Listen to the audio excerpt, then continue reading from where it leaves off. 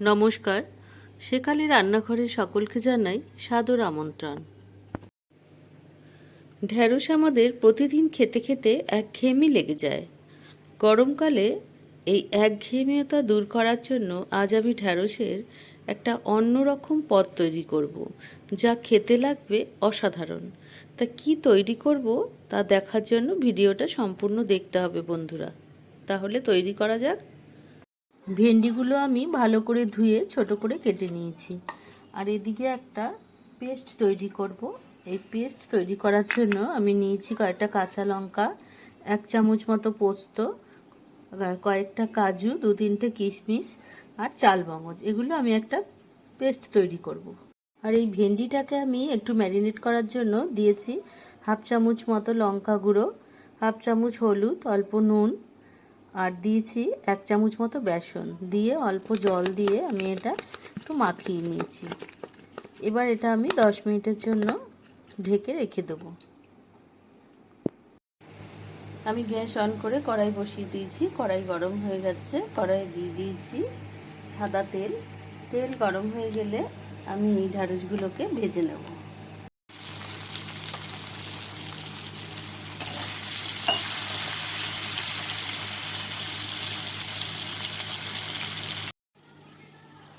ভালো করে ঢ্যাঁড়স ভাজা হয়ে গেছে। এবার আমি গ্যাস অফ করে দিয়েছি। দিয়ে এবার ঢ্যাঁড়সগুলোকে তুলে নেব।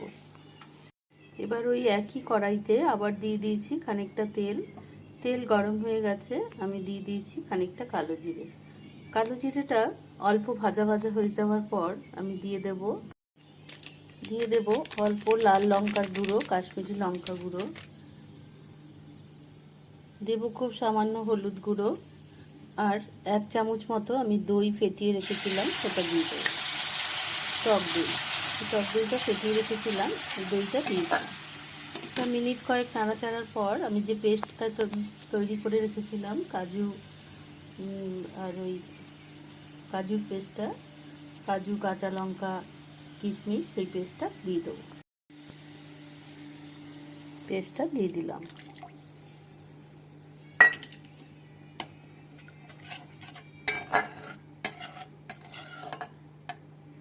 এবারে দিয়ে দেব এর সঙ্গে একটু উষ্ণ পরিমাণ মতো উষ্ণ জল,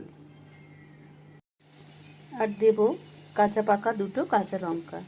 দিয়ে দিলাম পরিমাণ মতো জল। জলটা আমি হালকা গরম করেই রেখেছিলাম।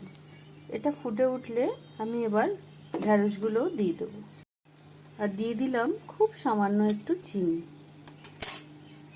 এবারে ঝোলটা ফুটে উঠেছে, এই অবস্থায় আমি ভেন্ডিগুলো দিয়ে দেবো।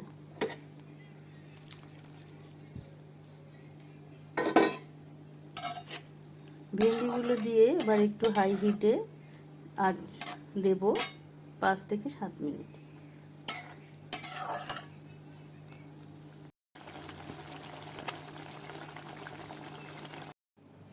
আমার ভেন্ডির তরকারি হয়ে গেছে, আমি এটা নামিয়ে দিয়েছি।